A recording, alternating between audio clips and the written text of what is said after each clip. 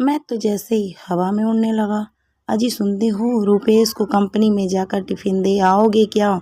क्यों, आज रुपेश टिफ़िन लेकर नहीं गया? दिनेश जी ने पूछा। आज रुपेश की कंपनी के चेयरमैन आ रहे हैं, इसीलिए रुपेश सुबह 7 बजे ही निकल गया और इतनी सुबह खाना नहीं बन पाया था।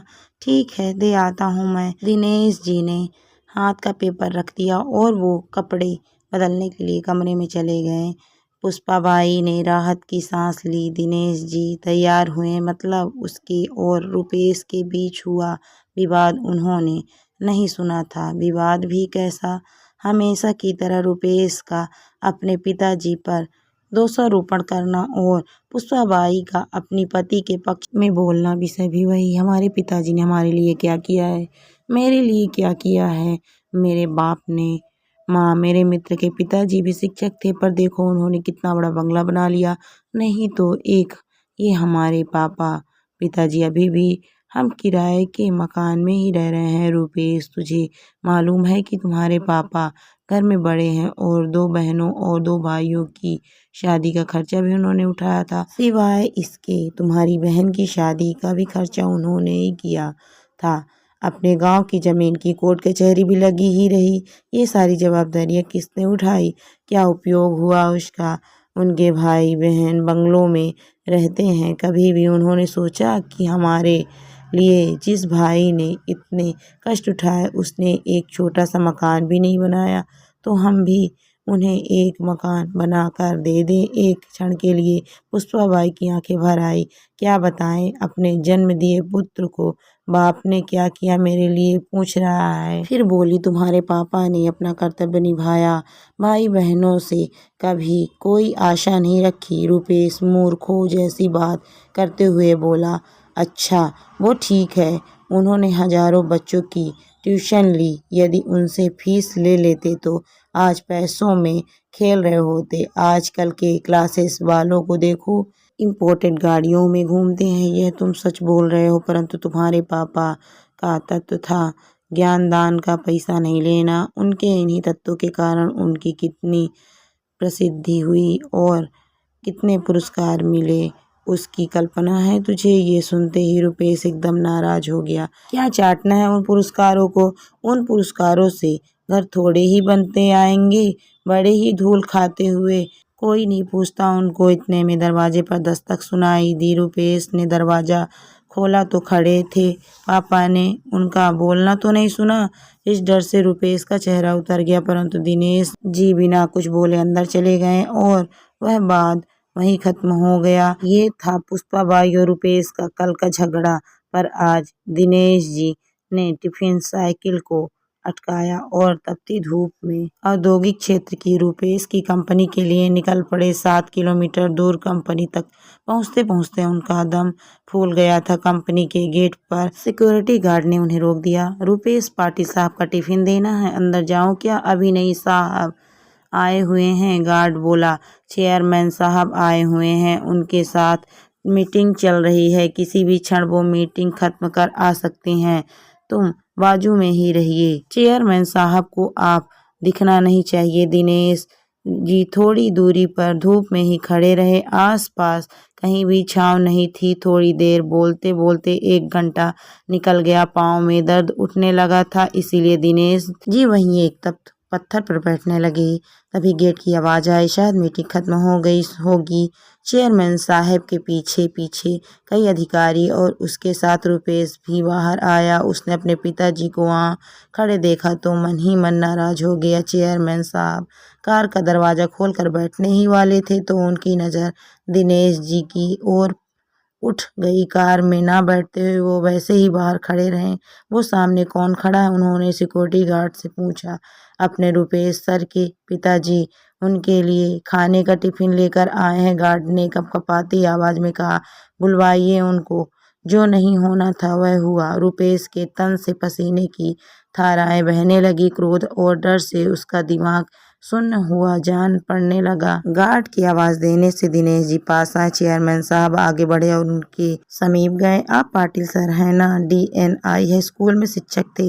हाँ, आप कैसे पहचानते हो मुझे? कुछ समझने के पहले ही चेयरमैन साहब ने के चरण छुए। सभी अधिकारी और रुपेश वो दृश्य देखकर अचंभित रह गए। सर, मैं आतिश अग्रवाल, तुम्हारा विद्यार्थी। आप मुझे घर पर पढ़ाने आते थे। हाँ हाँ, याद आया। बाप रे, बहुत बड़े व्यक्ति बन गए आप तो। चेयरमैन हंस दिए, फिर बोले, सर आप यहाँ धूप में क्या कर रहे हैं? आइए अंदर चलते हैं, बहुत बातें करनी है आपसे। सिक्योरिटी, तुमने इन्हें अंदर क्यों नहीं बिठाया? गार्ड ने शर्म से सिर नीचे झुका लिया। वो देखकर दिनेश जी ही बोले, उनका कोई गलती नहीं, आपकी मीटिंग चल रही थी, आपको तकलीफ ना हो इसलिए मैं ही बाहर रुक गया। Okay okay. चेयरमैन साहब ने दिनेश जी का हाथ अपने हाथ में लिया और उनको अपने आलीशान चेम्बर में ले गए। बैठिए सर, अपनी कुर्सी की ओर इंगित करते हुए बोले। नहीं नहीं, वो कुर्सी आपकी है, दिनेश जी सकपकाते हुए बोले। सर, आपके कारण वो कुर्सी मुझे मिली है, तब पहला हक आपका है। चेयरमैन साहब ने जबरदस्ती से उन्हें अपनी कुर्सी पर बिठाया।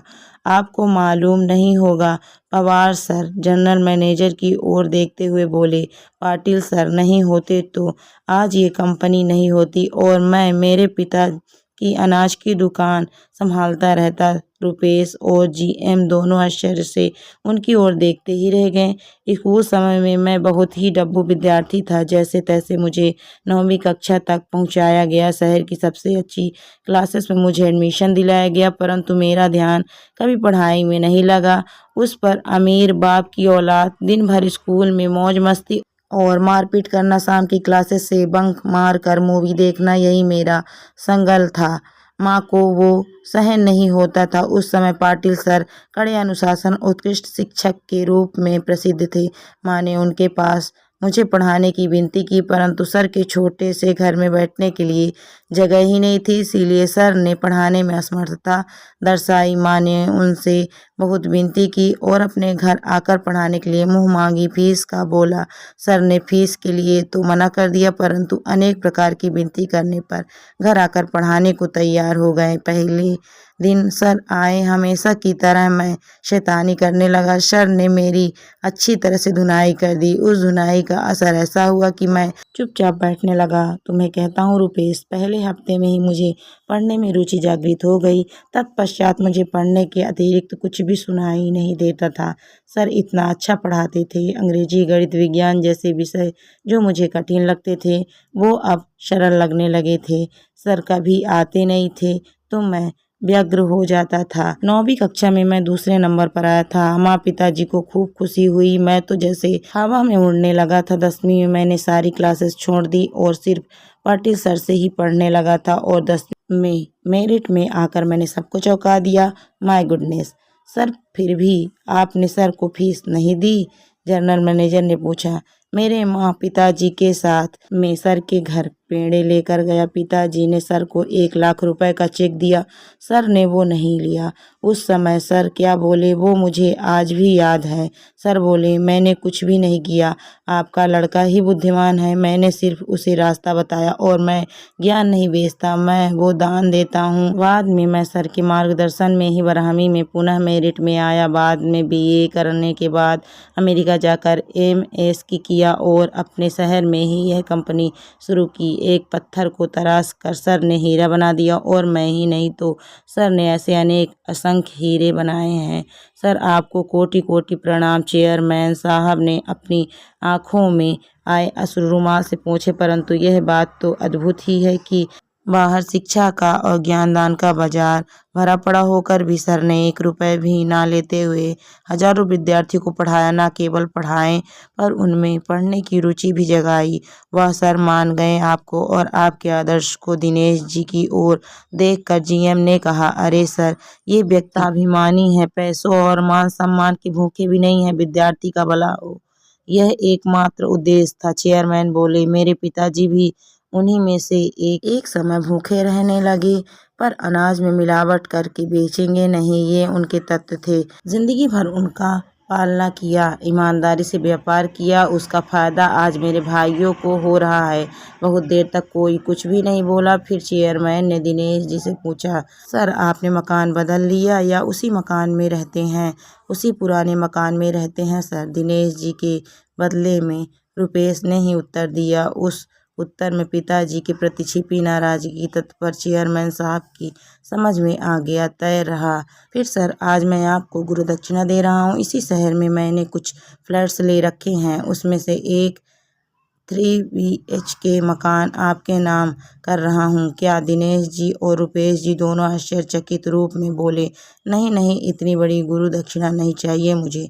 दिनेश जी आग्रह पूर्ण होकर बोले। चेयरमैन साहब ने दिनेश जी के हाथ को अपने हाथ में लिया। सर प्लीज ना मत करिए और मुझे माफ़ करें। काम का अधिकता से मैं आपकी गुरु दक्षिणा देने में पहले ही बहुत देर हो चुकी है। फिर रुपेश की ओर देखते हुए उन्होंने पूछ लिया, रुपेश तुम्हारी शादी हो गई क्या? नहीं सर, जम गई है, और जब तक रहने को अच्छा घर नहीं मिल जाता तब तक शादी नहीं हो सकती। ऐसी शर्त मेरे ससुर जी ने रखी होने से अभी तक शादी की डेट फिक्स नहीं की, तो फिर हॉल बुक नहीं किया। चेयरमैन ने फ़ोन उठाया और किसी से बात करने लगे। समाधान करके चेयरमैन से फ़ोन रखकर धीरे से बोले, अब चिंता की कोई बात नहीं, तुम्हारी मैरिज गार्डन का काम हो गया। सागर लॉन्स तो मालूम ही होगा सर, वह तो बहुत महंगा है। अरे तुझे कहाँ पैसे चुकाने हैं? सर के सारे विद्यार्थी सर के लिए कुछ भी कर सकते हैं। सर के बस एक आवाज़ देने की बात है, परंतु सर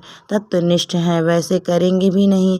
इस लॉन्स का मालिक भी सर का भी विद्यार्थी है। उसे मैंने सिर्फ बताया, सिर्फ हॉल में ही नहीं तो भोजन सहित संपूर्ण शादी का खर्चा भी उठने की जिम्मेदारियां ली है उसने।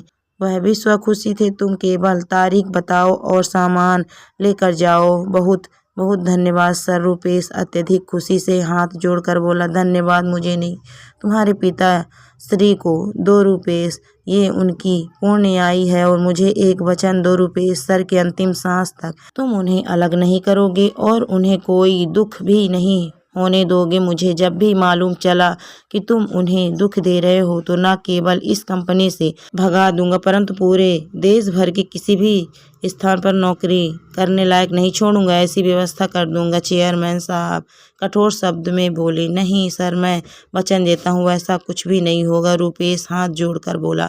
शाम को जब रुपेश घर आया तब दिनेश जी किताब पढ़ रहे थे। पुष्पाबाई पास ही सब्जी काट रही थी। रुपेश ने बैग रखी और दिनेश जी के पांव पकड़कर बोला, पापा मुझे गलती हो गई, मैं आपको आज तक गलत समझता रहा, मुझे पता नहीं था पापा आप इतने बड़े व्यक्तित्व लिए हो। दिनेश जी ने उसे उठाकर अपने सीने से लगा लिया। अपना लड़का क्यों रो रहा है पुष्पाबाई की समझ में नहीं आ रहा था, परंतु कुछ अच्छा घटित हुआ है, इसीलिए पिता पुत्र में प्यार उमड़ रहा है। ये देखकर उनकी आंख में खुशी के आंसू आ गए।